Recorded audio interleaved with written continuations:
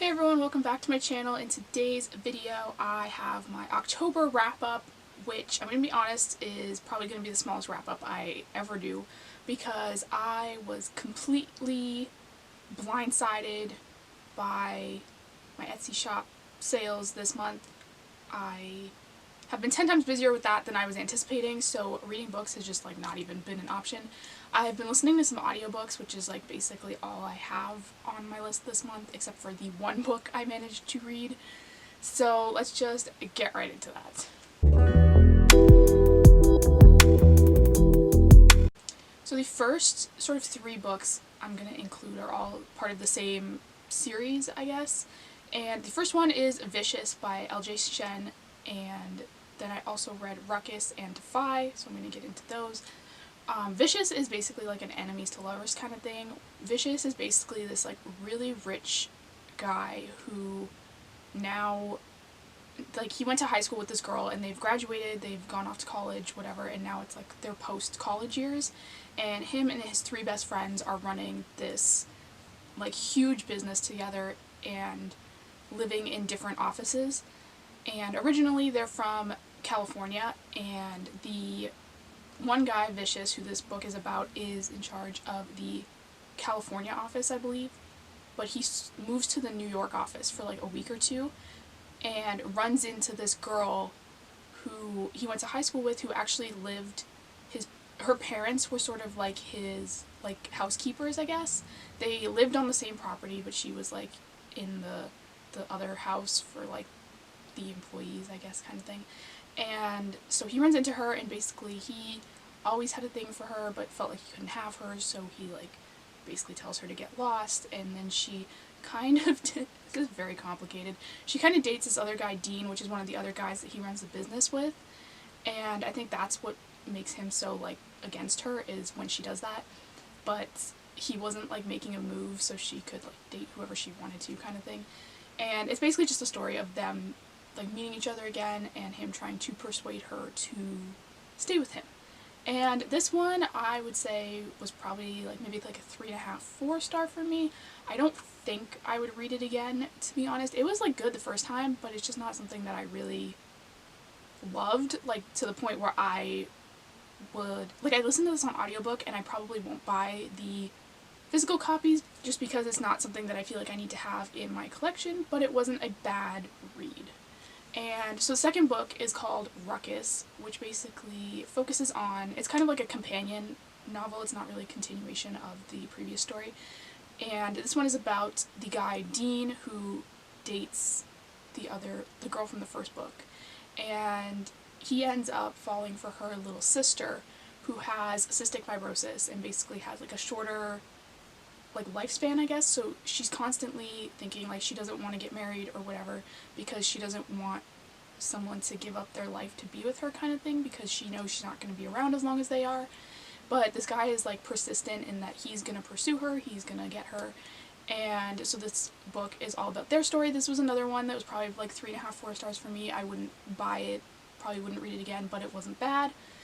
And the next one I read was Defy, which I will say I did not finish. I got about halfway through, I think, and just sort of decided it wasn't really for me. It's a teacher-student romance in high school, and the age gap isn't huge, I don't think. I think the teacher's 24 and he's 18, but it's just, I don't know, it wasn't my thing. Like I said, I stopped about halfway through. This one focuses on, again, one of the 4 guys that run this big business, but it's going sort of back in time to before Vicious took place and Ruckus, and talking about their high school days a lot more, which is interesting for the other characters. You can sort of see what they were in high school, but as far as the actual romance storyline, it wasn't really my thing, so I did not finish that one. So that's, I guess, a rating in itself. Next, the one book that, physical book that I actually did read this month was Beautiful Disaster by McGuire. And I love this one. I read it because it was recommended by Lovely Like Laura, who is probably, I've said this a million times, my favorite booktuber, is the only one I watch pretty religiously.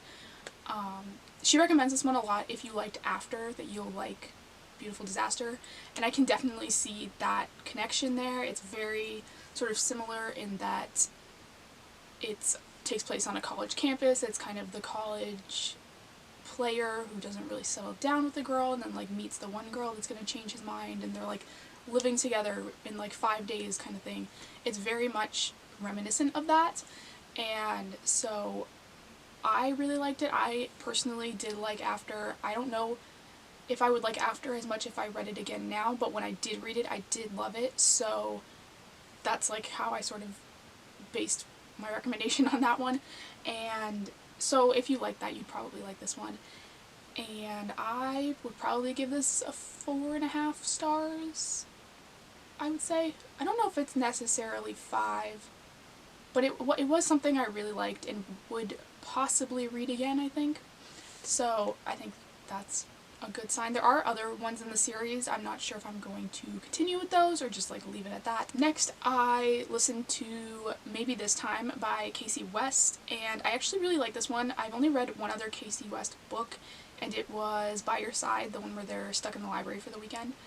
Maybe This Time is one that really caught my eye because I feel like that was the one that I was going to like the most. It just sounded very me. It's small towny, enemies to lovers kind of thing, and that's like everything I like in a book.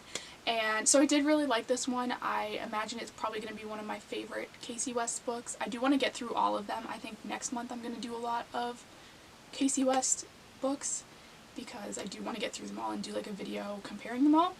And so like I said, I did really like this one, probably like a 4-star. I listened to this one on audiobook as well. I'm not sure if I'm going to buy the physical copy. I might, just because I have almost all her other books in physical copies, just to sort of like complete the collection.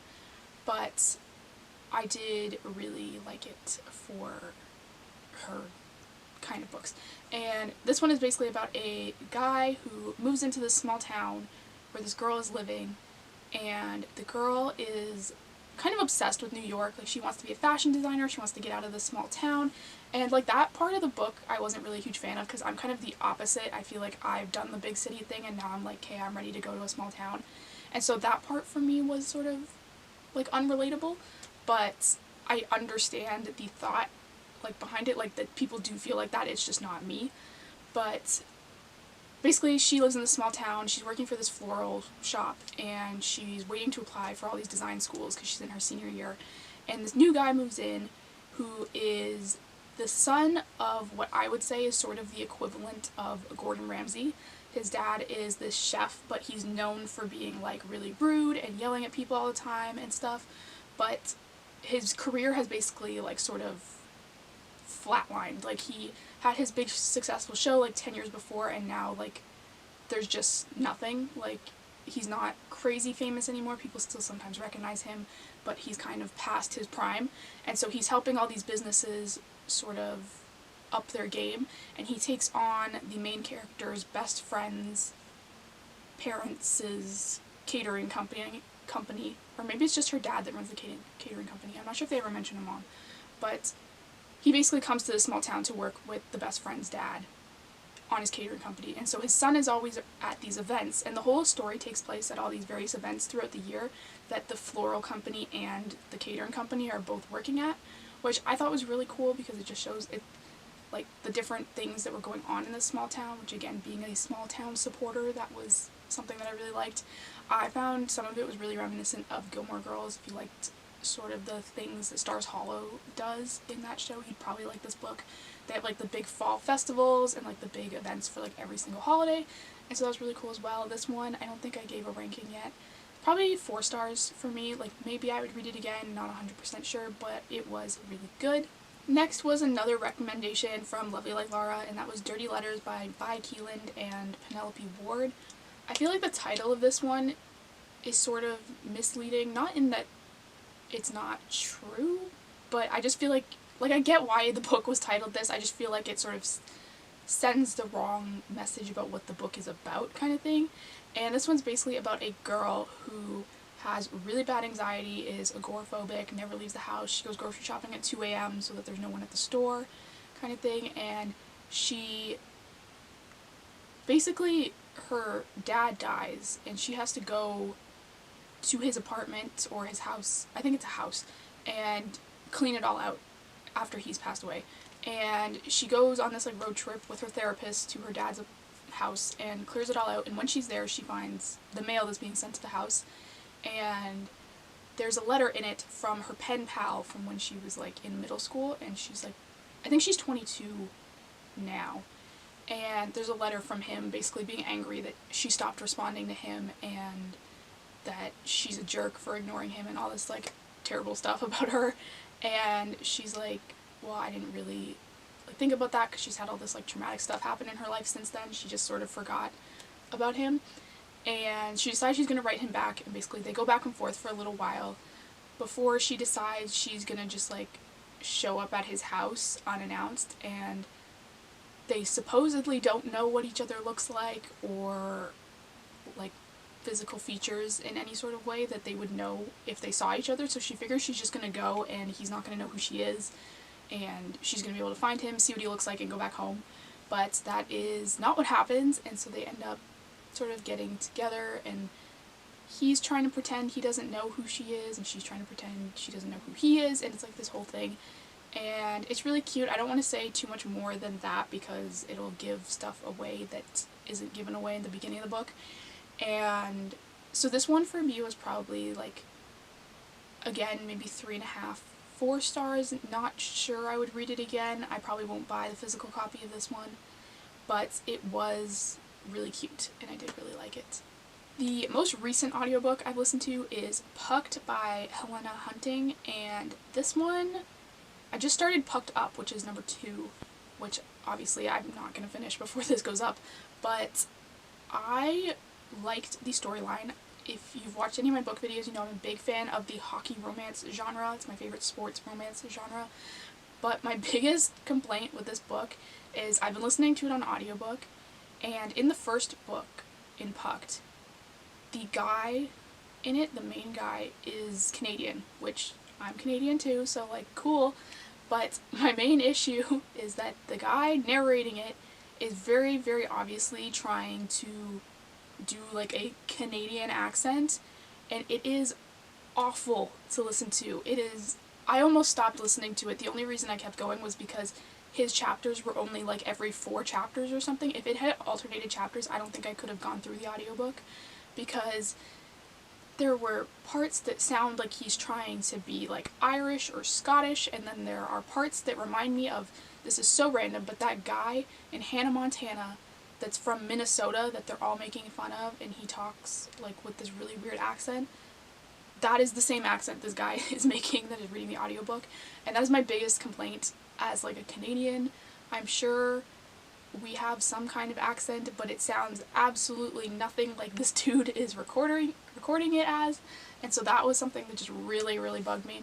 But this one's basically about a girl who, her stepbrother is an NHL player, and she has dated, her stepbrother's an NHL player, and her stepdad is like a recruiter for like some kind of hockey, like young kids hockey scout, like maybe he scouts for college, I think, or something like that. So he's like big in the hockey world too, and she has dated hockey players in the past, and she's decided she's done with them because basically they all just like sleep around and it's not worth the trouble of being with them, or she finds that they're trying to be with her so that they can get to her dad so they can be, you know, like picked for like these college teams or whatever. And so she decides she's done with hockey players, she's never going to date a hockey player again, and then she meets this guy who is the captain of her stepbrother's hockey team, and kind of falls for him, but at the same time is like, I'm not dating a hockey player. So most of the book is him trying to convince her that he's different, that he's not gonna date all these girls, that he, you know, never was with all these girls, and he was never like that, and all this stuff, and she's just like not believing any of it. And so the whole story is just like their relationship. I did really like this one. Again, big fan of the hockey romances, so basically that's all you really need in a book to sell me on it. And this one, I think I would say maybe like 4 stars. I don't think I'd buy the physical copy, but not because I wouldn't read it again. I mean, maybe I would like it better if I read it and that guy wasn't narrating, so maybe I would buy the physical copy, but I'm not 100% sure now. I'm currently reading Pucked Up, like I said, or listening to it, not reading it, and that one is about the stepbrother and his love interest, and so that one is pretty interesting. I'm only about an hour into it, and it's like 12 hours long, so I'm not sure 100% on that one yet, but that's what I'm currently reading, if you're wondering. And the last book I'm going to include, I probably shouldn't include, but I'm going to because there's a good chance that this is either going to get put on hold or DNF'd. I don't know which, but I started this book 2 or 3 weeks ago now, and I can't get through it, and not because it's a bad book, but just because like I literally don't have time, and so I don't see me being able to read this anytime soon. And that is Now Entering Adamsville. I know this was like on my October TBR, and honestly, like, if you watched my October TBR, I literally only read one book off of it because I had to switch to all audiobooks, which was a little bit different than the physical copies that I had. And this is how far I've gotten into it. If that, like, this is the side that I've read, and like I said, it's not a bad book. Like, I do think I would want to read this at some point, but I just don't see it being any time in the near future with my schedule currently. So if you're looking for a Halloween book that's sort of like spooky vibes, this one's a really good one, I think, from as far as I've read. But yeah, that one's probably gonna not be finished because I just don't have time, and by Christmas I don't really want to be reading sort of like ghost books, so we'll see what happens with that. But anyways, that is all the books I read this month, so thank you guys for watching. Don't forget to hit the subscribe button down below. I do new videos every single Sunday, and I will see you next time.